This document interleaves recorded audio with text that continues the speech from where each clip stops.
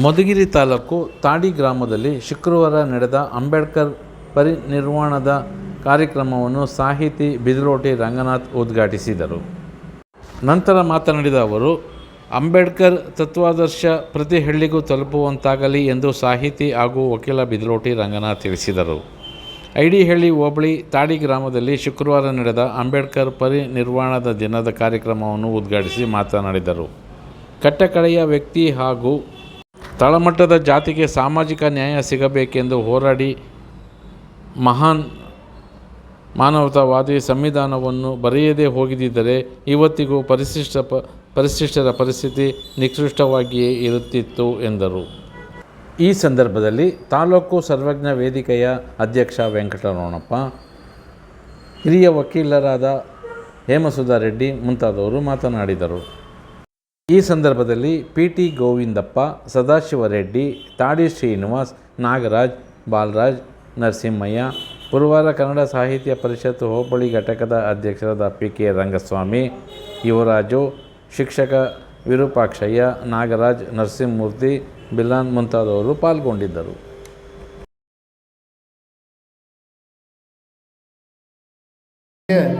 ಒಂದು 2 ನಿಮಿಷ ಮೌನ ಆಚರಿಸಿ ಆಮೇಲೆ ಕ್ರಾಂತಿಗೀತೆ ಸ್ಟಾರ್ಟ್ ಮಾಡೋದು. ಬಾಬಾ ಸಾಹೇಬ್ ಅಂಬೇಡ್ಕರ್ ಅವರ ಪರಿನಿರ್ವಾಣದ ದಿನಾಚರಣೆಯ ಕಣ್ಣೀರಿನ ಶೋಕ ಇವತ್ತೆಲ್ಲ ನಮಗೆ ದುಃಖ ತರಿಸ್ತಕ್ಕಂಥ ಭಾರತದ ಪರಿನಿರ್ಮಾಣದ ದಿನ ನಮ್ಮೆಲ್ಲರಿಗೂ ದುಃಖ ತರಿಸ್ತಕ್ಕಂಥ ಒಂದು ಮೌನಾಚರಣೆ ಮಾಡೋಣ. ದಯವಿಟ್ಟು ಅವರ ಆತ್ಮಕ್ಕೆ ಶಾಂತಿ ಸಿಗಲಿ.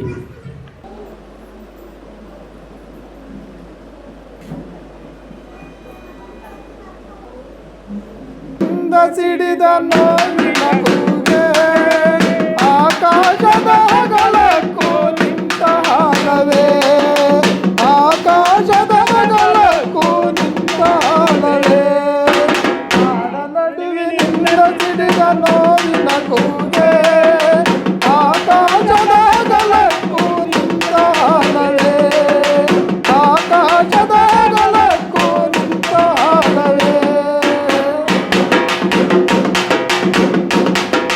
ಕೋಟಿ ಕೋಟಿ ಕಪ್ಪು ಜನರ ಮೊಟ್ಟ ಮೊದಲ ಮಾತೆ,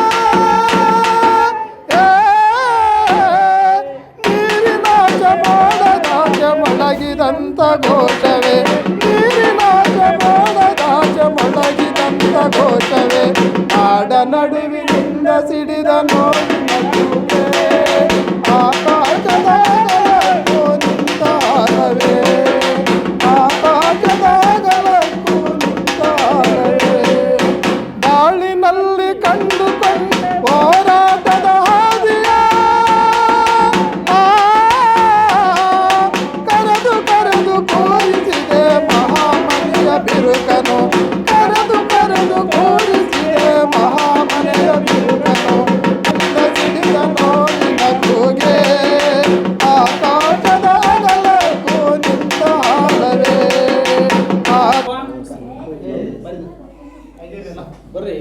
ಎಲ್ಲ ಇರ್ಲಿ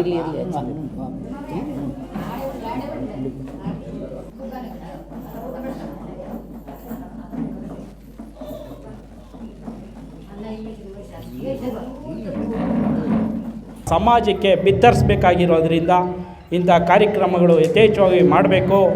ಅವರು ಬಾಬಾ ಸಾಹೇಬ್ ಅಂಬೇಡ್ಕರ್ ಅವರು ಈ ದೇಶದ ಪ್ರತಿಯೊಂದು ಪ್ರಜೆಗೂ ಜಾತಿ ಭೇದ ವರ್ಣ ಇಲ್ಲದೆ ಎಲ್ಲರನ್ನೂ ಅಚ್ಚುಕಟ್ಟಾಗಿ ಯಾರ್ಯಾರಿಗೆ ಏನೇನು ಅನುಕೂಲಗಳು ಬೇಕು ಅಂತ ಇಡೀ ದೇಶದಲ್ಲಿ ಸ್ವತಂತ್ರ ಪೂರ್ವದಲ್ಲಿ ನಮ್ಮ ದೇಶದಲ್ಲಿ ಯಾರೂ ಇಷ್ಟೊಂದು ಜ್ಞಾನ ಹೊಂದಿರತಕ್ಕಂಥ ಉನ್ನತ ಶಿಕ್ಷಣವನ್ನು ಪಡೆದಿರ್ತಕ್ಕಂಥ ವಿದೇಶಗಳಲ್ಲಿ ಹೋಗಿ ಸುಮಾರು ಪದವಿಗಳನ್ನು ಪಡೆದು ಪುಸ್ತಕಗಳನ್ನು ಓದಿ ಎಲ್ಲ ಸಂವಿಧಾನಗಳನ್ನು ಅರಿದು ಕುಡಿದು ಎಲ್ಲ ಅಧ್ಯಯನ ಮಾಡಿ ಸಂವಿಧಾನವನ್ನು ರಚನೆ ಮಾಡಬೇಕು. ಈ ದೇಶದ ಸರ್ವೋಚ್ಚ ಈ ಸಾಮಾನ್ಯ ಪ್ರಜರಿಗೆ ಒಳ್ಳೆಯ ಸೌಕರ್ಯಗಳು ಸಿಗಬೇಕು. ಎಲ್ಲರೂ ಸಮಾನವಾಗಿ ನಾವು ಬದುಕಿ ಬಾಳಬೇಕಾದ್ರೆ ಈ ದೇಶಕ್ಕೆ ಬ್ರಿಟಿಷರು ಇದ್ದರು. ಆವಾಗ ಯಾರು ಈ ದೇಶದಲ್ಲಿ ಜ್ಞಾನಿ ಇದ್ದಾರೆ ಹುಡುಕ್ರಿ ಅಂತ ಸರ್ಚ್ ಮಾಡಿದ್ರೆ ಆಗ ಸಿಕ್ಕಿದ್ದು ಬಾಬಾ ಸಾಹೇಬ್ ಅಂಬೇಡ್ಕರ್ ಅವರು. 68ನೇ ಮಹಾಪರಿನಿರ್ವಾಣ ದಿನಾಚರಣೆಗೆ ಆಗಮಿಸಿರುವ ಹಿರಿಯ ವಕೀಲರು ಆಗಿರ್ತಕ್ಕಂಥ ಎಂ ಸುಧಾ ರೆಡ್ಡಿ ಅವರು ಭಾಗವಹಿಸಿದ್ದಾರೆ. ಅವರಿಗೆ ಜೈ ಭೀಮ್ ಸ್ವಾಗತವನ್ನು. ಆದಷ್ಟು ಸರಿ ರೋಡಲ್ಲಿ ಇದು ಚಿಕ್ಕೂರು ಅಂದ್ಕೊಂಡಿದ್ದೆ. ಆಮೇಲೆ ಇವತ್ತು ನಮ್ಮ ಸ್ನೇಹಿತರು ಜೊತೆಲಿ ಈ ಕಡೆ ಬಂದು ನೋಡ್ತೀನಿ, ಇಲ್ಲೆಲ್ಲ ಬಹಳ ವಿಶಾಲವಾದಂಥ ಒಂದು ಈ ಗ್ರಾಮದಲ್ಲಿ ವಿಶೇಷವಾಗಿ ಅಂಬೇಡ್ಕರ್ ಭವನದಲ್ಲೇ ಅಂಬೇಡ್ಕರ್ ಅವರ ಪರಿನಿರ್ವಾಣ ದಿನವನ್ನು ನಾವಿವತ್ತು ಆಚರಣೆ ಮಾಡ್ತಾ ಇದ್ದೇವೆ. ಪರಿನಿರ್ವಾಣ ಅಂದರೆ ಇದು ಬೌದ್ಧ ಭಾಷೆ, ಬೌದ್ಧ ಪಾರಿಭಾಷಿಕ ಶಬ್ದ. ಇದು ಹಿಂದೂ ಪಾರಿಭಾಷಿಕ ಶಬ್ದ ಅಲ್ಲ. ಇದು ಅವರು ಅಂತ್ಯವಾದಂಥ ದಿನ ಅಂತ, ಅವರು ಮರಣ ಹೊಂದಿದಂಥ ದಿನವನ್ನು ನಾವಿವತ್ತು ಆಚರಣೆ ಮಾಡ್ತಾ ಇದ್ದೀವಿ. ಆ ಒಂದು ತಿಳುವಳಿಕೆಯನ್ನು ಕಾರ್ಯಕ್ರಮದಲ್ಲಿ ಪಾಲ್ಗೊಂಡಿರ್ತಕ್ಕಂಥ ಸಾಮಾಜಿಕ ಹೋರಾಟಗಾರರು ಮತ್ತು ಸಮಾಜ ಸೇವಕರು ಮತ್ತು ರಾಜಕೀಯ ಧುರೀಣರು ಆಗಿರ್ತಕ್ಕಂಥ ಶ್ರೀಮಾನ್ ಎಂ ಸುಧಾ ರೆಡ್ಡಿ ಸಾಹೇಬ್ರೆ, ಇಲ್ಲಿ ಒಂದು ಉತ್ಕೃಷ್ಟವಾದಂಥ ಕಾರ್ಯಕ್ರಮ ನಡೀತಾ ಇದೆ. ನಾವು ಮಾರಮ್ಮನ ಜಾತ್ರೆ ಮಾಡ್ತೀವಿ, ಯುಗಾದಿ ಹಬ್ಬ ಮಾಡ್ತೀವಿ, ಇನ್ನೊಂದು ಹಬ್ಬ ಮಾಡ್ತೀವಿ. ಅವೆಲ್ಲ ಒಂದು ಕಡೆ ಇರಲಿ, ನಾವು ನಿಜವಾಗ್ಲೂ ಮಾಡಬೇಕಾಗಿರ್ತಕ್ಕಂಥ ಕಾರ್ಯಕ್ರಮಗಳೇ ಅಂಬೇಡ್ಕರ್ ಜನ್ಮದಿನಾಚರಣೆ ಮತ್ತು ಅಂಬೇಡ್ಕರ್ ಪರಿನಿರ್ವಾಣ ದಿನ.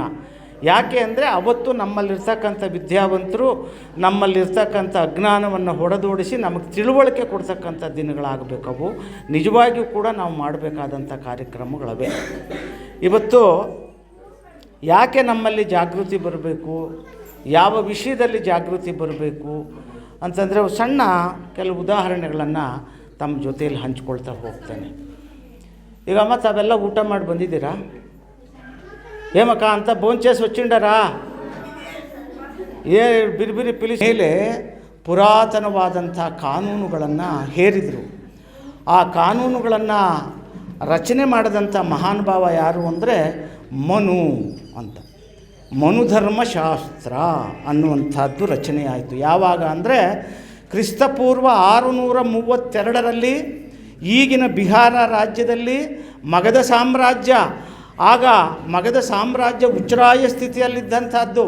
ಅಶೋಕ, ಬಿಂಬಸಾರ, ಮೌರ್ಯ ಚಕ್ರವರ್ತಿಗಳೆಲ್ಲ ಆಡಳಿತ ಮಾಡ್ತಾ ಇದ್ದಂಥ ಕಾಲದಲ್ಲಿ ಈ ಒಂದು ಪ್ರಾರಂಭ ಆಯಿತು, ರಚನೆ ಆಯಿತು ಯಾವ ಮನುಧರ್ಮಶಾಸ್ತ್ರ.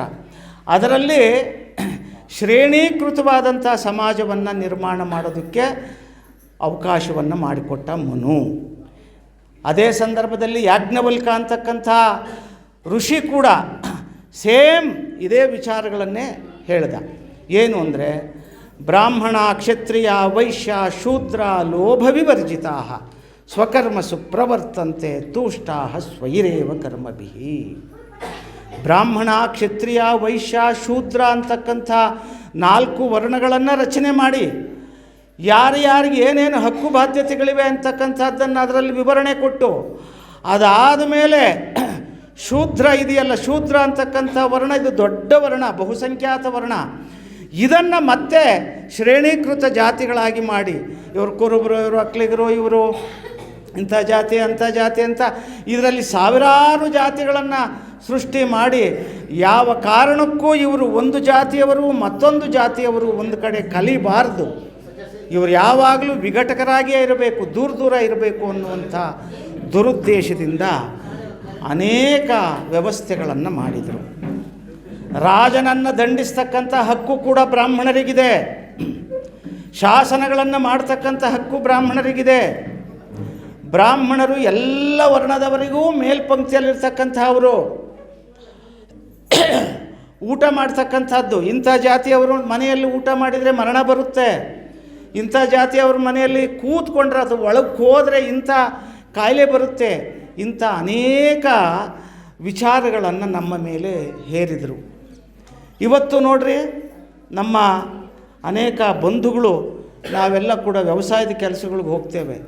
ಹೋಗುವಂಥ ಸಂದರ್ಭದಲ್ಲಿ ಎಷ್ಟು ತಾರತಮ್ಯಗಳನ್ನು ಅಲ್ಲಿ ನಡೀತದೆ ಅಂತಕ್ಕಂಥದ್ದು ತಾವು ನೋಡಿ. ಪಾಪ ಆ ಮನೆಯ ತಾಯಿ ಊಟವನ್ನು ತಂದು ಊಟ ಬಡಿಸ್ಬೇಕು ಅಂತ ಬಹಳ ಆಸೆಯಿಂದ ಇರ್ತಾಳೆ. ಇಲ್ಲಮ್ಮ ನಾವು ಕಳೆ ಕೀಳಕ್ಕೆ ಬಂದಿದ್ದೀವಿ, ನಾವು ಊಟ ಮಾಡೋದಿಲ್ಲಮ್ಮ ನಿಮ್ಮ ಮನೆಗೆ ಅಕ್ಕಿ ಅವೆಲ್ಲ ಕೊಡು, ನಾವೇ ಮನೆಯಿಂದ ತಪ್ಪಲೆ ತಂದು ಒಂದು ಆಳು ಸಪ್ರೇಟ್ ಇಟ್ಕೊಂಡು ಮಾಡಿಸ್ಕೊಂಡು ಊಟ ಮಾಡ್ತೀವಿ ಅನ್ನುವಂಥದ್ದು ಇದೆಯೋ ಇಲ್ವೋ ಹಳ್ಳಿಗಳಲ್ಲಿ? ಇಂಥದ್ದೆಲ್ಲ ಇದೆ. ಯಾಕೆ ಹೀಗಾಯಿತು? ಮನು ಮಾಡಿದಂಥ ಶ್ರೇಣೀಕೃತ ಸಮಾಜ ವ್ಯವಸ್ಥೆ ನಮ್ಮನ್ನು ಈ ಒಂದು ವ್ಯವಸ್ಥೆಗೆ ತಂತು. ಆಯಿತು ಹಾಗೇನೋ ಆಯಿತು. ಈಗಲಾದರೂ ಸಮಾಜದ ಯಾವ ಮೂಲೆಯಿಂದಲಾದರೂ ಒಂದು ಪಶ್ಚಾತ್ತಾಪದ ಮಾತು ಬರ್ತಾ ಇದೆಯಾ? ಇಷ್ಟೆಲ್ಲ ದುರ್ಘಟನೆಗಳಿಗೆ ಕಾರಣವಾದಂಥ ವರ್ಗದಿಂದ ಯಾವುದಾದ್ರೂ ಒಂದು ಪಶ್ಚಾತ್ತಾಪದ ಮಾತು, ಏನೋ ಆಗೋಯ್ತಪ್ಪ, ಸಗಣಿ ತಿನ್ನೋ ಕೆಲಸ ಮಾಡಿದ್ವಿ, ಒಳ್ಳೆಯದೋ ಕೆಟ್ಟದ್ದೋ ನಮ್ಮ ಹಿರೀಕರು ಮಾಡಿದರು, ಈಗ ಅವೆಲ್ಲ ಮರೆತುಬಿಟ್ಟು ನಾವೆಲ್ಲ ಸರಿಸಮಾನರು, ಅಣ್ಣ ತಮ್ಮಂದ್ರಂತೆ ಬಾಳೋಣ, ಹಿಂದಿನ ತಪ್ಪುಗಳನ್ನು ದಯಮಾಡಿ ಮರೀರಿ, ಕ್ಷಮಿಸ್ರಿ ಅನ್ನುವಂಥ ಪಶ್ಚಾತ್ತಾಪದ ಮಾತು ಸಮಾಜದ ಉನ್ನತ ವರ್ಗಗಳಿಂದ ಎಲ್ಲಿಂದಲಾದರೂ ಬರ್ತಾ ಇದೆಯಾ? ಎಲ್ಲಿಂದನೂ ಬರ್ತಾ ಇಲ್ಲ.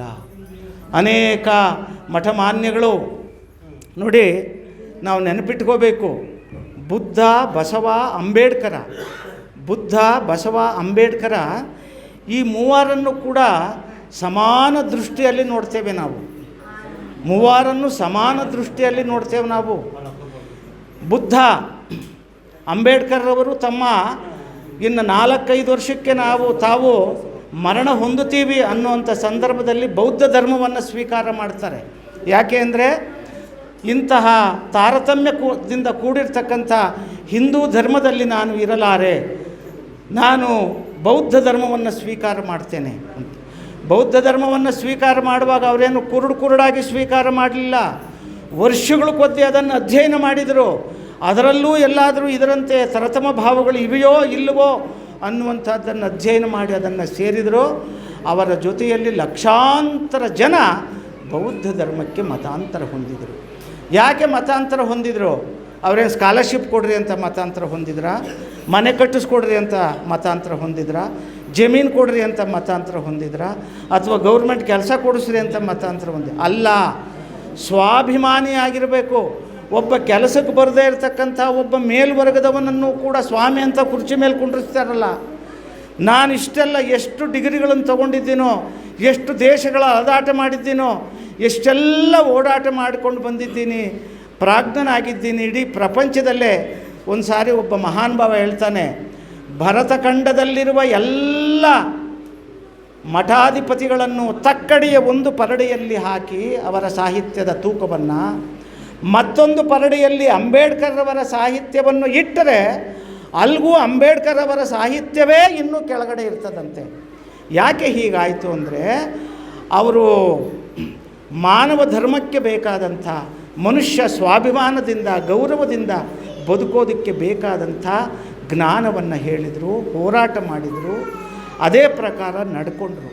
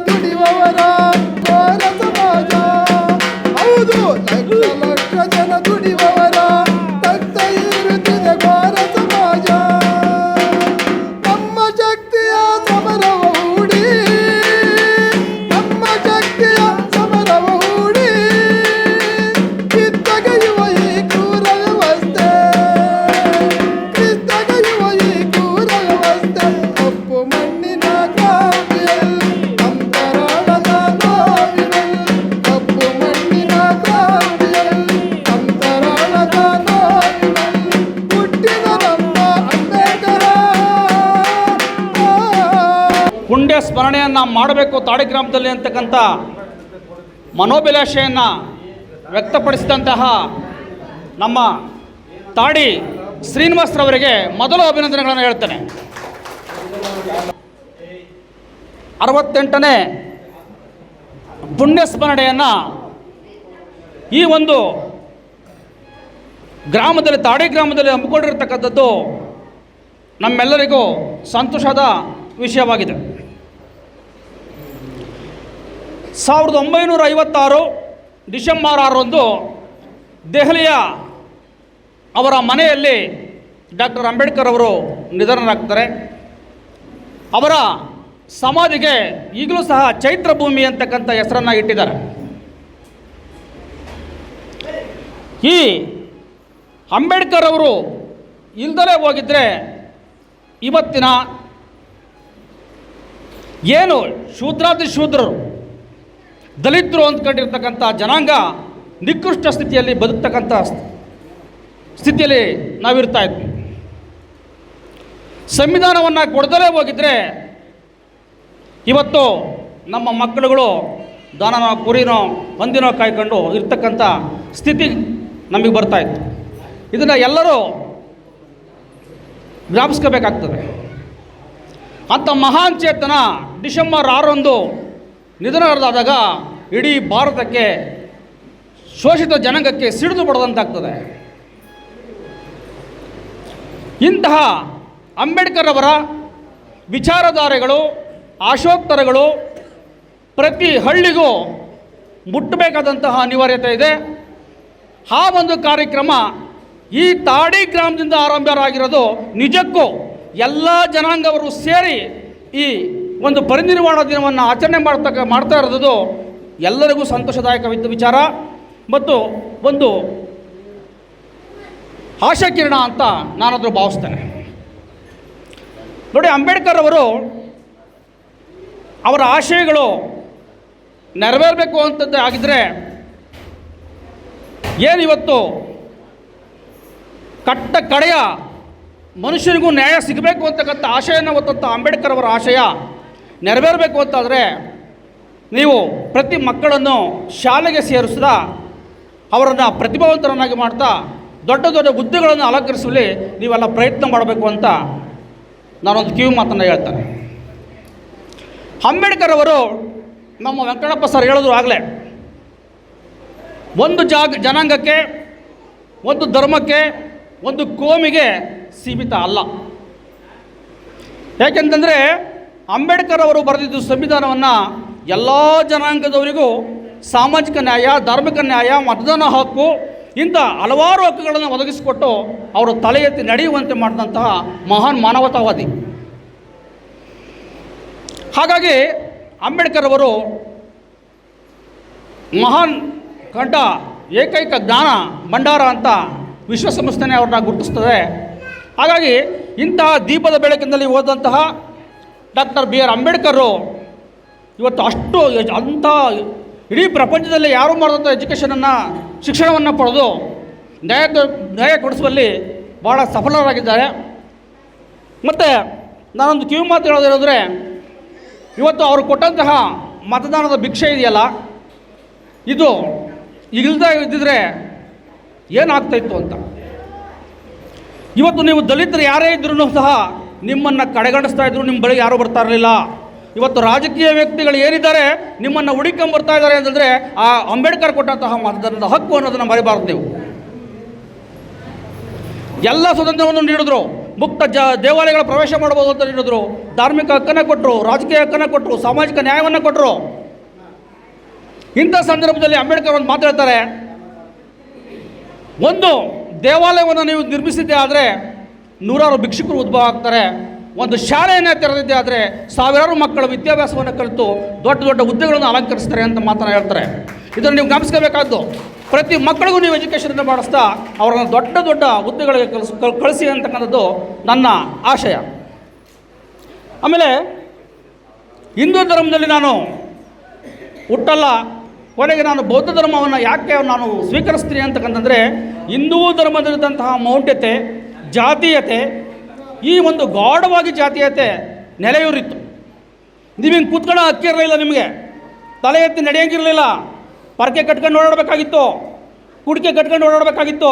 ಇಂತಹ ದೀನ ಸ್ಥಿತಿಯಲ್ಲಿ ನೀವು ಬದುಕ್ತಾ ಇದ್ರಿ, ನಾವೆಲ್ಲ ಬದುಕ್ತಾ ಇದ್ವಿ, ನಮ್ಮ ಪೂರ್ವಜರು ಬದುಕಿದ್ದಾರೆ. ಇವತ್ತು ತಲೆ ಎತ್ತಿ ನಡೀತಾ ಇದ್ದೀವಿ, ಒಂದು ಚೇರ್ ಹಾಕೊಂಡು ಕೂತ್ಕೊಂಡಿದ್ದೀವಿ ಅಂತಂದರೆ ಆ ಮಹಾನುಭಾವ ಕಾರಣ ಅಂತಕ್ಕಂಥದ್ದು ಬರೀಬಾರ್ದು.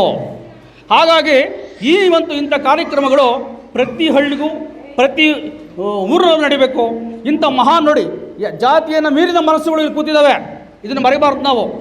ಯಾಕೆಂತಂದರೆ ಇವತ್ತು ಅಂಬೇಡ್ಕರ್ನ ಪರಿನಿರ್ವಾಣ ದಿನಕ್ಕೆ ನಾವು ಬರಬೇಕು, ಕೂರಬೇಕು, ಮಾತಾಡಬೇಕು, ಕಿವಿಯಾಗಬೇಕು ಅಂತಕ್ಕಂಥ ಒಂದು ಮನೋಭಾವ ಇರಲಿ ಅಂತಂದರೆ ಅವರು ಶ್ರೇಷ್ಠ ವ್ಯಕ್ತಿಗಳ ಸಾಲಿನಲ್ಲಿ ನಿಲ್ತಾರೆ ಅಂತಕ್ಕಂಥದ್ದನ್ನು ನಾನು ಈ ಸಂದರ್ಭದಲ್ಲಿ ಹೇಳ್ತೇನೆ. ಅವರ ಮೀಸಲಾತಿಯಿಂದ ನಿಮಗೆಲ್ಲ ನಮಗೂ ಅನುಕೂಲ ಆಗಿದೆ. ಇವತ್ತು ಮಹಿಳಾ ಮೀಸಲಾತಿಯಿಂದ ನಮ್ಮ ಮನೆಯವರ ಅಧ್ಯಕ್ಷರಾಗಿದ್ದಾರೆ. ಅನೇಕ ರೀತಿಯಲ್ಲಿ ಎಲ್ಲ ಜನರಿಗೂ ನಮ್ಮ ಅಂಬೇಡ್ಕರ್ ಅವರ ಮೀಸಲಾತಿ ಎಲ್ಲರಿಗೂ ಎಲ್ಲರೂ ಅನುಭವಿಸ್ತಾ ಇದ್ದೀವಿ. ಮುಂದಿನ ಸಹ ಇದೇ ರೀತಿಯಾಗಿ ಅಂಬೇಡ್ಕರ್ ಕಡೆಯಿಂದ ಎಲ್ಲ ಅನುಕೂಲಗಳು ಸಿಗಲಿ ಅಂತ ಹೇಳ್ಬಿಟ್ಟು ನಾನು ಪ್ರಾರ್ಥನೆ ಮಾಡ್ತಾ ಈ ಭಾಷಣ ಮುಗಿಸ್ತೀನಿ. ಈ ಕಾರ್ಯಕ್ರಮ ನಡೀತಾ ಇರ್ತಕ್ಕಂಥದ್ದು ತುಂಬ ನಾವೆಲ್ಲ ಅದೃಷ್ಟ ಮಾಡಿದ್ದೀವಿ ಅಂತ ಅಂದ್ಕೊತಿದ್ದೀವಿ. ಯಾಕೆಂತಂದರೆ ನನಗೆ ರಾತ್ರಿ ಶಾಕ್ ಆಯಿತು ಒಂದು ವಿಷಯ. ನಮ್ಮ ಶ್ರೀನಿವಾಸ್ ಫೋನ್ ಮಾಡಿ, ಮಾಮ ಕಾರ್ಯಕ್ರಮ ಇಟ್ಕೊಂಡಿದ್ದೀವಿ ಬರಬೇಕು ಅಂತಂದಾಗ ನನಗೆ ಏನು ಯೋಚನೆ ಮಾಡೋಕ್ಕಲ್ಲ, ಏನಿದು ನಿಜವಾ ಸುಳ್ಳ, ಇದು ಎಷ್ಟು ಮಟ್ಟಿಗೆ ಸತ್ಯ ಇದು ಅನ್ನಿಸ್ಬಿಡ್ತು ನನಗೆ. ಯಾಕಂತಂದರೆ ನೋಡಿ, ಇಲ್ಲಿ ಒಂದು ವಿಚಾರ ಹೇಳಬೇಕಂತಂದರೆ ಎಲ್ಲ ಜಾತಿ ಜನಾಂಗದ ಅವಶ್ಯಕತೆ ಇದೆ. ಇಲ್ಲಿ ಎಲ್ಲ ಜಾತಿ ಜನಾಂಗದನ್ನು ಉದ್ದೇಶಿಸಿ ಇಲ್ಲಿ ಸೇರಿರ್ತಕ್ಕಂಥದ್ದು, ಸಭೆ ಸೇರಿರ್ತಕ್ಕಂಥದ್ದು ತುಂಬ ಮುಖ್ಯವಾಗಿರ್ತಕ್ಕಂಥ ವಿಚಾರ. ಇದಕ್ಕೆ ನಾನು ತುಂಬ ಅವರಿಗೆ ಋಣಿಯಾಗಿರ್ತೀನಿ ಅಂತ ನಾನು ಹೇಳೋದಕ್ಕೆ ಇಷ್ಟಪಡ್ತೀನಿ. ಮೊದಲನೇದಾಗಿ ಯಾಕಂತಂದರೆ ದಲಿತ ಮತ್ತು ಬಲಿತ, ಈ ದಲಿತ ಮತ್ತು ಬಲಿತರ ನಡುವೆ ಬಹಳಷ್ಟು ವ್ಯತ್ಯಾಸಗಳು, ಭಿನ್ನಾಭಿಪ್ರಾಯಗಳಿದ್ದಾವೆ. ದಲಿತರು ಅಂದರೆ ಯಾರು, ಬಲಿತರು ಅಂದರೆ ಯಾರು? ಎಲ್ಲರಲ್ಲೂ ದಲಿತರಿದ್ದಾರೆ, ಎಲ್ಲರಲ್ಲೂ ಬಲಿತವರಿದ್ದಾರೆ. ನನ್ನ ಪ್ರಕಾರ ಎಲ್ಲ ಜಾತಿ ಜನಾಂಗದಲ್ಲೂ ಕೂಡ. ಈಗ ಸರ್ ಹೇಳಿದ್ರು, ನಮ್ಮ ವೆಂಕಟರಮಣಪ್ಪ ಸರ್ ಹೇಳಿದ್ರು, ಮನುಸ್ಮೃತಿ ಅಂತ ಏನು ಇದೆ ಗ್ರಂಥ, ಆ ಗ್ರಂಥ ನಮ್ಮನ್ನು ಈ ಹೀನಾಯ ಮಟ್ಟಕ್ಕೆ ತಂದು ನಿಲ್ಲಿಸಿರೋದಕ್ಕೆ ಕಾರಣ ಆ ಮನುಸ್ಮೃತಿ ಅಂತಕ್ಕಂಥದ್ದೇ. ಯಾಕಂತಂದರೆ ಬ್ರಾಹ್ಮಣ, ಕ್ಷತ್ರಿಯ, ವೈಶ್ಯ, ಶೂದ್ರ, ಈಗ ನಾನು ಓದ್ತಾ ಇರ್ತಕ್ಕಂಥ ಸಂದರ್ಭದಲ್ಲಿ ನಮ್ಮೂರಲ್ಲಿ ಹೇಳ್ತಿದ್ರು, ಮೀಸಲಾತಿ ಅಂತಂದರೆ ನಿಮಗೇನಪ್ಪ, ನಿಮಗೆಲ್ಲ ಸರ್ಕಾರ ಇಲ್ಲ, ನಿಮ್ಮದೇ ಸರ್ಕಾರ ಇಲ್ಲೇ ಇದ್ದಾರೆ, ಈ ವೇದಿಕೆ ಮೇಲೆ ಇದ್ದಾರೆ ಅಂದಿರ್ತಕ್ಕಂಥ ನನಗೆ ತುಂಬ ಇದೆ. ಹೇಳಲ್ಲ, ನಾನು ಚಿಕ್ಕ ಹುಡುಗನಾಗಿದ್ದಾಗ ಎಲ್ಲ ನಿಮಗೆ, ಎಲ್ಲ ನಿಮ್ಮ ಜನಾಂಗಕ್ಕೆ ಇಂದಿರಾ ಗಾಂಧಿಯಿಂದ ಹಿಡಿದು ಎಲ್ಲ ಸೌಲಭ್ಯಗಳು ನಿಮಗೆ ಸಿಗ್ತವೆ, ನಮಗಿಲ್ಲ ಅಂತ. ಯಾಕೆ ಹಿಂಗಾಯಿತು ಅಂತಂದರೆ, ಇಡೀ ದೇಶವನ್ನು, ಇಡೀ ದೇಶಕ್ಕಾಗಿ ತ್ಯಾಗವನ್ನು, ಬಲಿದಾನವನ್ನು ಮಾಡಿದಂತಹ ಶ್ರೇಷ್ಠ ತ್ಯಾಗಮಯಿ, ತನ್ನ ಇಡೀ ಜೀವನವನ್ನೇ ದೇಶಕ್ಕಾಗಿ ಮುಡುಪಾಗಿಟ್ಟು ಸರ್ವಸ್ವವನ್ನೇ ತ್ಯಾಗವನ್ನು ಮಾಡಿದಂತಹ ಮಹಾ ಕ್ರಾಂತಿಕಾರಿ, ತ್ಯಾಗಮಯಿ, ವಿಶ್ವಜ್ಞಾನಿ, ಶ್ರೇಷ್ಠವಾಗಿರ್ತಕ್ಕಂಥ ಭಾರತೀಯ ಅಂತಂದರೆ ನಮ್ಮ ಬಾಬಾ ಸಾಹೇಬ್ ಅಂಬೇಡ್ಕರ್ ಅವರು ಕೊಟ್ಟಂಥ ಈ ಸಂವಿಧಾನ ಯಾವುದಕ್ಕೆ ಮೇರುಕೃತ್ಯ ಅಂತಂದರೆ ಇಡೀ ವಿಶ್ವಕ್ಕೆ ಮೇರುಕೃತ್ಯ ಆಗಿದೆ. ಇವತ್ತು ನಮ್ಮ ದೇಶ ಒಪ್ಕೊಳ್ಳೋದಕ್ಕೆ ಇಷ್ಟಪಡಲ್ಲ, ಆದರೆ ಲಂಡನ್ನಲ್ಲಿ ಹೋಗಿ ನೋಡಿದರೆ ಇವತ್ತು ಅಲ್ಲಿ ಅಂಬೇಡ್ಕರ್ ಇರ್ತಕ್ಕಂಥ ಸ್ಥಾನಮಾನ ಎಂಥದ್ದು ಅಂತಂದರೆ ನಾವು ತಲೆ ತಗ್ಗಿಸ್ಬೇಕಾಗ್ತದೆ. ನಮ್ಮ ಭಾರತೀಯರು, ನಾವು ಭಾರತದಲ್ಲಿ ಹುಟ್ಟಿರ್ತಕ್ಕಂಥದ್ದು ವ್ಯರ್ಥ ಅಂತ ಹೇಳಬೇಕಾಗುತ್ತೆ ನಾವು. ಯಾಕೆಂತಂದರೆ ಆ ಅಂಬೇಡ್ಕರ್ ಬೇರೆ ವಿಶ್ವದಲ್ಲಿರ್ತಕ್ಕಂತಹ, ಪ್ರಪಂಚದಲ್ಲಿರ್ತಕ್ಕಂಥ ಅವ್ರು ಅರ್ಥ ಮಾಡ್ಕೊಂಡಿದ್ದಾರೆ. ಆದರೆ ನಮ್ಮಲ್ಲಿರ್ತಕ್ಕಂಥ, ನಾವು ಹುಟ್ಟಿ ಬೆಳೆದಿರ್ತಕ್ಕಂಥ ಈ ದೇಶದಲ್ಲಿ, ಭೂಮಿಯಲ್ಲಿ, ಕರ್ಮಭೂಮಿಯಲ್ಲಿ ನಾವು ಅವನ್ನ ಅವಹೇಳನ ಮಾಡ್ತಾ ಇರ್ತೀವಿ ಅಂತ ಅವ್ರು ಹೇಳ್ತಾರೆ. ಯಾರಿಗೋಸ್ಕರ ಸಂವಿಧಾನ ಬರೆದಿಲ್ಲ, ತನಗಾಗಿ ಬರೆದಿಲ್ಲ, ಮತ್ತು ನನ್ನ ಜಾತಿಗಾಗಿ ಬರೆದಿಲ್ಲ, ಮತ್ತು ನನ್ನ ದಲಿತರಿಗಾಗಿ ಬರೆದಿಲ್ಲ, ಇಡೀ ವಿಶ್ವಕ್ಕಾಗಿ ಬರೆದಿದ್ದೀನಿ. ಮತ್ತು ನಾನು ಯಾವುದೇ ಪುಸ್ತಕ ಬರೆದಿದ್ದರೆ ಎಲ್ಲರಿಗೋಸ್ಕರವಾಗಿ ಬರೆದಿದ್ದೀನಿ ಅಂತ ಹೇಳ್ತಾರೆ ಅಂಬೇಡ್ಕರ್ ಅವರು. ಏಕೆ ಅಂತಂದರೆ ಇಡೀ ಪ್ರಪಂಚದಲ್ಲೇ ಹೆಸರಾದಂಥ ಕಷ್ಟ ಸುಖಗಳನ್ನು ಎಲ್ಲ ಅನುಭವಿಸಿ ಕೊನೆಯ ಹಂತದಲ್ಲಿ ಬುದ್ಧ ಧರ್ಮಕ್ಕೆ ಸೇರಿ ಅವರು ಈ ಸಮಾಜದಲ್ಲಿ ಎಲ್ಲ ನಮಗೆ ಬರಬೇಕಾದಂಥ ಹಕ್ಕುಗಳನ್ನು ಕೊಟ್ಟು ಕೊನೆಯ ಉಸಿರೆಳೆದಂಥ ದಿನ ಇದು 1965 1956 ಡಿಸೆಂಬರ್ 6ನೇ ತಾರೀಕು ಅವರು ಈ ಭೂಮಿಯಿಂದ ಹೋದಂಥ ಒಂದು ಇದು ದುಃಖಕರವಾದಂಥ ದಿನ. ಇದನ್ನು ಮಾಡಲೇಬೇಕು, ಹಳ್ಳಿಯಿಂದ ತಗೊಂಡು ಡಿಲ್ಲಿವರೆಗೂ ಹೋಗಬೇಕು. ಈ ಪ್ರೋಗ್ರಾಮು, ಈ ಕಾರ್ಯಕ್ರಮಗಳು ನೆರವೇರಿಸ್ಕೊಂಡು ಹೋದರೆ ನಮ್ಮ ಕೆಳ ಸಮುದಾಯದವರಿಗೆ ಒಳ್ಳೆಯ ಸ್ಥಾನಮಾನ ಸಿಗುತ್ತೆ ಅನ್ನೋ ಒಂದು ಉದ್ದೇಶಕ್ಕೆ ಈ ತಾಡಿ ಗ್ರಾಮದಲ್ಲಿ ನಾವು ಎಲ್ಲರನ್ನ ಸೇರಿಸಿ ಎಲ್ಲ ಸಮುದಾಯದವರು ನಮ್ಮ ಅಧ್ಯಕ್ಷರು ಕೇಳಿದೆ, ಐಡಿಹಳ್ಳಿ ಅಧ್ಯಕ್ಷರನ್ನ ರಾತ್ರಿ ಅಣ್ಣ ಈ ಥರ ಮಾಡಬೇಕು ಅಂತ ಇದ್ದೀವಿ, ದಯವಿಟ್ಟು ಬರಬೇಕಣ್ಣ ಅಂತ ಅಂದೆ. ಆಯಿತು ಬರ್ತೀನಿ ಸೀನಪ್ಪರೇ ಅಂತ ಅಂದರು. ಜಿಲ್ಲಾ ನನಗೆ ಫೋನ್ ಮಾಡಿದೆ, ಅವರೂ ಬರ್ತೀನಿ ಅಂತ ಅಂದರು. ಹಾಗಾಗಿ ಎಲ್ಲರನ್ನ ಬೇಡಿಕೊಂಡು ಈ ಕಾರ್ಯಕ್ರಮವನ್ನು ಸುಗಮವಾಗಿ ನೆರವೇರಿಸ್ಕೊಡ್ಬೇಕು ಅಂತ ಎಲ್ಲರ ಸಮ್ಮುಖದಲ್ಲಿ ಇವತ್ತು ತಾಡಿ ಗ್ರಾಮದಲ್ಲಿ ಮಾಡ್ತಾಯಿದ್ದೀವಿ. ತುಂಬ ನನಗೂ ಸಂತೋಷ ಆಯಿತು. ಹಾಗಾಗಿ ನಮ್ಮ ಮಾವನವರು ವೆಂಕಟರಮಣಪ್ಪ ಅವರು ಅಂತ ಅವ್ರನ್ನೂ ಕೇಳಿಕೊಂಡೆ. ಮತ್ತು ಇವರು ನಮ್ಮ ಚಿಕ್ಕಪ್ಪ ಅವರು ನರಸಿಂಹಯ್ಯ ಅಂತ ಅವರು ಬಂದರು. ಎಲ್ಲರ ಸಮ್ಮುಖದಲ್ಲಿ ಈ ಕಾರ್ಯಕ್ರಮವನ್ನು ನೆರವೇರಿಸ್ಕೊಟ್ಟಂಥ ಎಲ್ಲರಿಗೂ ನನ್ನ ಧನ್ಯವಾದಗಳು.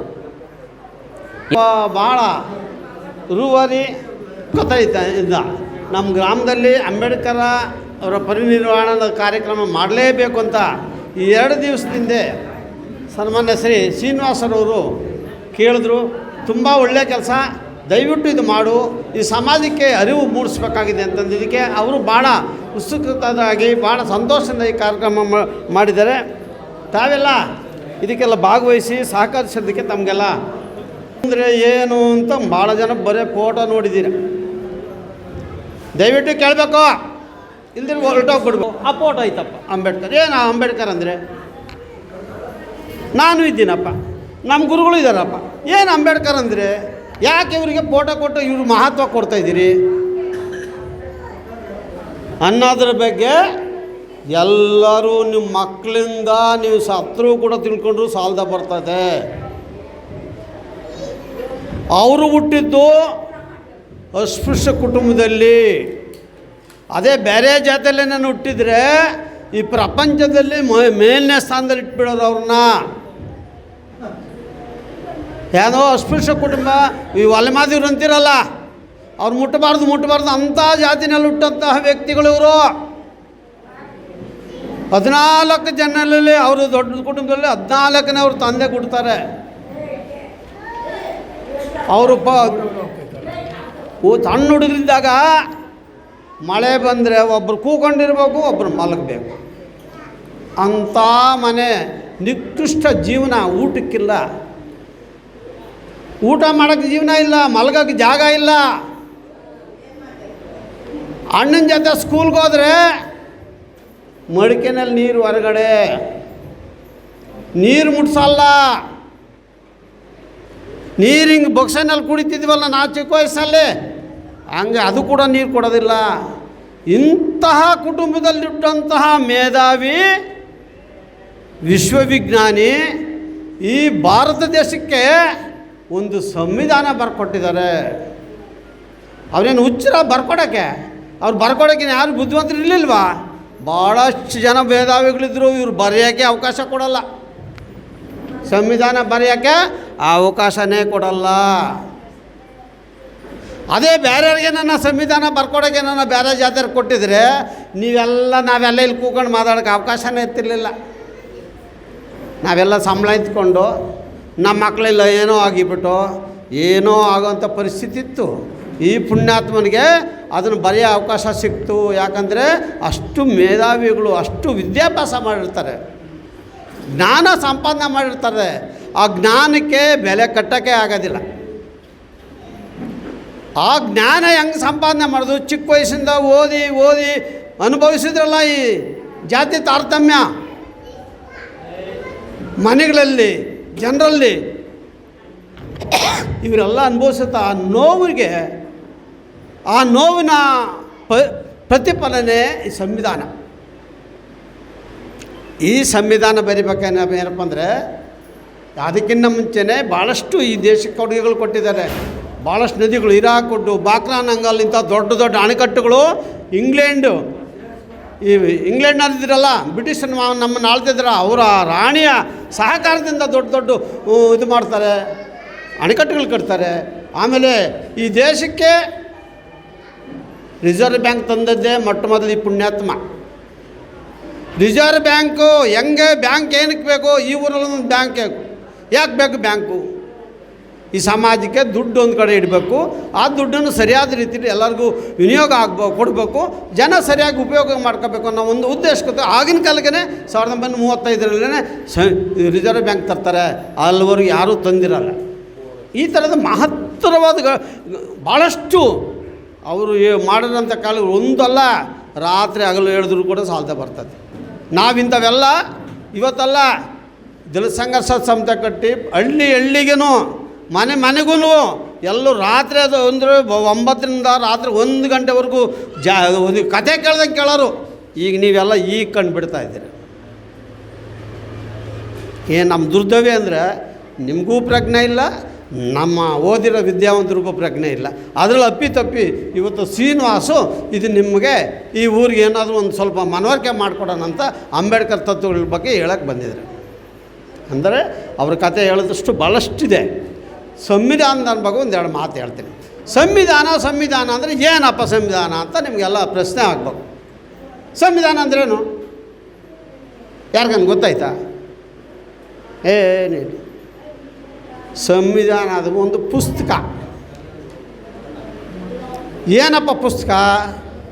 ಈಗ ಪಂಚಾಯತಿಗೆ ಒಂದು ಪುಸ್ತಕ, ಪಂಚಾಯತಿ ಒಂದು ಪುಸ್ತಕ ಕೊಡ್ರಿ. ಏನಪ್ಪ ಪಂಚಾಯತಿ ಪುಸ್ತಕ? ಪಂಚಾಯತಿನಲ್ಲಿ ಚೇರ್ಮನ್ ಇರಬೇಕು, ಸದಸ್ಯರು ಇರಬೇಕು, PDO ಇರಬೇಕು, ನೌಕರರು ಇರಬೇಕು, ಊರಿನ ಸ್ವಚ್ಛತೆ ಕಾಪಾಡೋದಕ್ಕೆ ಬೇಕು. ಇದಕ್ಕೆಲ್ಲ ಒಂದು ಪುಸ್ತಕ, ಪಂಚಾಯತಿ ಒಂದು ಕಾಯ್ದೆ.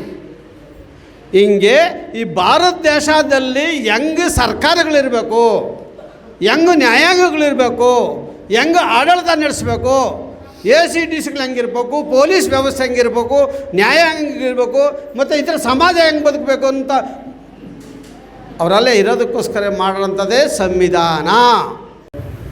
BR ಅಂಬೇಡ್ಕರ್ ಅವರ ಪರಿನಿರ್ವಾಣ ದಿನದ ಅಂಗವಾಗಿ ಈ ಒಂದು ಕಾರ್ಯಕ್ರಮಕ್ಕೆ ನನ್ನನ್ನು ಆಹ್ವಾನಿಸಿದ್ದಕ್ಕೆ ತಮ್ಮೆಲ್ಲರಿಗೂ ತುಂಬ ಧನ್ಯವಾದಗಳು. ಈಗಾಗಲೇ ಹಿರಿಯರು ಸಾಕಷ್ಟು ವಿಚಾರಧಾರೆಗಳನ್ನು ತಿಳಿಸಿರ್ತಾರೆ ಅಂತ ತಿಳ್ಕೊಂಡಿದ್ದೀನಿ. ಅಂಬೇಡ್ಕರ್ ದಾರಿಯಲ್ಲಿ ನಾವೆಲ್ಲರೂ ಅವರ ಆದರ್ಶಗಳನ್ನು, ಅವರ ವಿಚಾರಧಾರೆಗಳನ್ನು ಅನುಕರಣೆ ಮಾಡ್ತಾ ಅವ್ರಿಗೆ ನಾವೊಂದು ಉನ್ನತ ಸ್ಥಾನಕ್ಕೆ ಏರಿ ಮತ್ತು ನಮ್ಮ ಪರಿವಾರವನ್ನು ಉನ್ನತ ಸ್ಥಾನಕ್ಕೆ ಕೊಂಡೊಯ್ದು ಅವ್ರಿಗೆ ಈ ಮೂಲಕ ಅವ್ರಿಗೆ ಗೌರವನ ಕೊಡಬೇಕಂತ ಎಲ್ಲರಿಗೂ ಹೇಳ್ತಾ ನಾನು ಆಗಿಬಿಟ್ಟಿದೆ. ನಮ್ಮ ಮುಖಂಡರಲ್ಲಿ ನಮ್ಮ ಲಾಯರ್ ಸಾಹೇಬರು ಎನ್ ಸುಧಾರೆಡ್ಡಿಗಳು ಮತ್ತು ವೆಂಕಟರಮಣಪ್ಪನವರು, ಕವಿಗಳು, ನಮ್ಮ ಚೇರ್ಮನ್ರು, PDO ಅವರು, ಇನ್ನೂ ಉಳಿದವರೆಲ್ಲರೂ ಈಗಾಗಲೇ ಸಂವಿಧಾನದ ಬಗ್ಗೆ, ಅಂಬೇಡ್ಕರ್ ಬಗ್ಗೆ ಕೂಲಂಕುಷವಾಗಿ ತಿಳಿಸಿದ್ದಾರೆ. ನಾನೇನು ಅದ್ರ ಬಗ್ಗೆ ಹೆಚ್ಚಾಗೇನು ಹೇಳೋಕ್ಕಿಲ್ಲ. ನೀವಿವತ್ತು ಈ ಸಂವಿಧಾನ ಡಾಕ್ಟರ್ ಅಂಬೇಡ್ಕರ್ ಜಿ ಅವರ ಇಲ್ಲಿ ಕುರಿತು ನೀವು ತಿಳ್ಕೊಂಡು ಏನು ತಿಳ್ಕೊಂಡ್ರಿ ಅಂತ ನನ್ನ ಪ್ರಶ್ನೆ. ಅವರು ಅದಕ್ಕೆ ಯಾವ ಪ್ರಾಮುಖ್ಯತೆ ಬಂತು ಅಂತ. ಅಂಬೇಡ್ಕರ್ ಅವರು ಸಾತಾರ್ನಲ್ಲಿ ವಿದ್ಯಾಭ್ಯಾಸ ಮಾಡಿದ್ಮೇಲೆ ಸಾತಾರ್ನಲ್ಲಿ ಪ್ರಾಥಮಿಕ ಹಂತದಲ್ಲಿ ವಿದ್ಯಾಭ್ಯಾಸ ಮಾಡಿದ ಮೇಲೆ ಬಾಂಬೆನಲ್ಲಿ ಅವರು 1907ರಲ್ಲಿ SSLC ಪಾಸ್ ಮಾಡಿದರು. 1912ರಲ್ಲಿ BA ಪದವಿ ಮಾಡಿದ್ರು. ಅವ್ರಿಗಿನ್ನೂ ಮುಂದಕ್ಕೆ ಓದಬೇಕು, ನಾನು ಸಮಾಜದಲ್ಲಿ ಗೌರವ ತಗೊಳ್ಬೇಕು ಅಂತ ಹೇಳಿ ಅವರು ಅಮೇರಿಕಕ್ಕೆ ಹೋಗಿ ನ್ಯೂಯಾರ್ಕ್ನಲ್ಲಿ MA ಪದವಿ ಪಡ್ಕೊಂಡ್ರು. ಆವಾಗ ಕೊಲಂಬಿಯಾ ಯೂನಿವರ್ಸಿಟಿನಲ್ಲಿ ಅವ್ರಿಗೆ ಒಳ್ಳೆ ಗೌರವ ಸಿಕ್ತು. ಆಮೇಕಿಂದ ಡಾಕ್ಟರ್ ಆಫ್ ಸೈನ್ಸ್ ಪದವಿನೂ ಸಿಕ್ತು. ಮತ್ತು ಅವ್ರಿಗೆ ನಮ್ಮ ಲಾಯರ್ ಸಾಹೇಬ್ರದ್ದು ಬ್ಯಾರಿಸ್ಟರ್ ಪದವಿ ಓದಬೇಕು ಅಂತ ಆಕಾಂಕ್ಷೆ ಆಯಿತು. ಯಾಕಿದನ್ನು ಹೇಳ್ತೀನಿ ಅಂದರೆ ಮುಂದೆ ಹೇಳ್ತೀನಿ. ಬ್ಯಾರಿಸ್ಟರ್ ಪದವಿ ಓದಬೇಕು ನಾನು ಅಂತಂದು. ಆದರೆ ಅಷ್ಟೊತ್ತು ಕಾಲೇ ಬರೋಡ ಮಹಾರಾಜರು ಹಿಂದಕ್ಕೆ ಕರೆದ್ರು, ನಿನಗೆ ಕೊಟ್ಟಿರ್ತಕ್ಕಂಥ ಅನುದಾನ ಅಲ್ಲೇ ಕಡಿಮೆ ಮುಗಿದೋಗ್ಬಿಟ್ಟಿದೆ, ವಾಪಸ್ ಬಾ ಅಂತ. ಮತ್ತೆ ಇಲ್ಲಿ ಬಂದು ಉಪಾಧ್ಯಾಯ ವೃತ್ತಿ ಮಾಡಿ ದುಡಿದು ಮತ್ತೆ ಇಂಗ್ಲೆಂಡ್ಗೆ ಹೋದರು. ಅಲ್ಲಿ ಇಂಗ್ಲೆಂಡ್ನಲ್ಲಿ ಅವರು ಬ್ಯಾರಿಸ್ಟರ್ ಪದವಿನೂ ಪಡ್ಕೊಂಡ್ರು, ಉನ್ನತ ಸ್ಥಾನಕ್ಕೂ ಹೋದರು. ಈ ಥರ ವಿದ್ಯಾಭ್ಯಾಸನ ಹಠಮಾರಿತನದಿಂದ ಬಹಳ ಕಷ್ಟಪಟ್ಟು ರಾತ್ರಿ ಹಗಲು 18 ಗಂಟೆ ಓದ್ತಾ ಇದ್ದಂತೆ. ನೀವು ಯಾರನ್ನ ಓದ್ತೀರಾ? 18 ಗಂಟೆ ಓದ್ತಾ ಇದ್ದಂತೆ. ಅವ್ರಿಗೆ ಸಮಯನೇ ಸಿಗ್ತಿರ್ಲಿಲ್ಲಂತೆ. ಆದ್ದರಿಂದ ನಾವೆಲ್ಲ ತಿಳ್ಕೊಬೇಕು, ವಿದ್ಯೆ ಇದ್ದರೆ ಏನು ಬೇಕಾದರೂ ಸಾಧನೆ ಮಾಡ್ತೀವಿ, ಏನು ಬೇಕಾದರೂ ಗೌರವ ಗಳಿಸ್ತೀವಿ. ಅದಕ್ಕೋಸ್ಕರ ಸಮಯನ ವ್ಯಯ ಮಾಡಬಾರ್ದು. ನಾವು ಏನಕ್ಕೆ ವ್ಯಯ ಮಾಡ್ತೀವಿ? ತಿನ್ನೋದಕ್ಕೂ, ಕುಡಿಯೋದಕ್ಕೂ, ಉಣ್ಣೋದಕ್ಕೂ. ಆವತ್ತು ದುಡ್ಕೊಬರ್ತೀವಿ, ಆವತ್ತೇ ಕಳೆದ್ಬಿಡ್ತೀವಿ. ಪ್ರಯೋಜನ ಏನು ಬಂತು? ಈ ದಿವಸ ನೀ ಮಾದರಿ ಆಗಬೇಕು ಅಂತ ಅಂದೆ, ಅದನ್ನೆಲ್ಲ ಮನ್ನಾ ಮಾಡಬೇಕು, ಕೈ ಬಿಡಬೇಕು ಅಂಥದ್ದೆಲ್ಲ. ನನಗೂ ನಮ್ಮ ಜನಾಂಗ ಅಸ್ಪೃಶ್ಯತೆ ಬಗ್ಗೆ ನನಗೆ ತುಂಬ ಗೌರವ. ಇವತ್ತಿನಿಂದ ಅಲ್ಲ, ಮೊದಲಿನಿಂದಲೂ ಅಷ್ಟೇ. ಆ ದೇವಸ್ಥಾನ ಕಟ್ಟಿ ಈ ಗ್ರಾಮಕ್ಕೆ ಮೇಘಲಹಳ್ಳಿ ಕೆಳಗಲ ಕಾಲೋನಿ ಇಲ್ಲೆಲ್ಲ ಡಾಂಬರು ರಸ್ತೆ ಅವು ಇವು ಇನ್ನು ಏನೇನೋ ಮಾಡಿಸಿದ್ದೀವಿ. ಇನ್ನೂ ಏನೋ ಮಾಡಬೇಕು ಅಂತ ಇದೆ. ಅದಕ್ಕೆ ಸ್ವಲ್ಪ ಬಂಡವಾಳ ಕಡಿಮೆ ಐತೆ.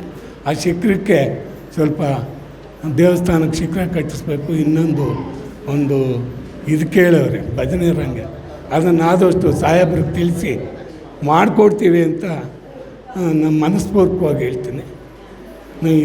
ಈಗಾಗಲೇ ಸಮಯ ತುಂಬ ಜಾಸ್ತಿ ಆಗಿಬಿಟ್ಟಿದೆ. ನಾನು ಇಷ್ಟು ಮಾತಾಡಿದ್ದು ಸರಿನೋ ಅಲ್ವೋ? ನಮ್ಮ ಲಾಯರ್ ಸಾಹೇಬರು ಸವಿವರವಾಗಿ ಅಂಬೇಡ್ಕರ್ ವಿಷಯವಾಗಿ ವೆಂಕಟರಮಣಪ್ಪನವರು, ಕೆಲಾರಂಗದವರು, ನಮ್ಮ ಅಧ್ಯಕ್ಷರು PDO ಎಲ್ಲ ಹೇಳಿದ್ದಾರೆ. ಆದ್ದರಿಂದ ತಾವು ಇಷ್ಟೊತ್ತು ಲೇಟ್ ಆಯಿತು, ಕ್ಷಮೆ ಇರಲಿ. ನಾನು 2 ಮಾತನ್ನು ಹೇಳಿ